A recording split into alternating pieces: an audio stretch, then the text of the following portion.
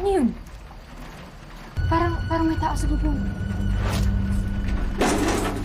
Justin! Kung si Odessa ang kasama ng pinsan kong si Kuya Delphine, eh di ba kasi Odessa ang aswang?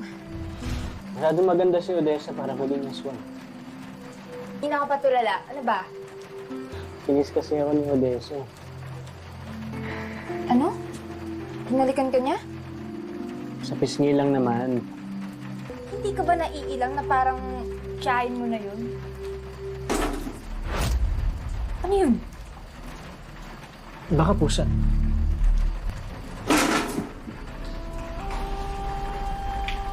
Parang may tao sa bubong.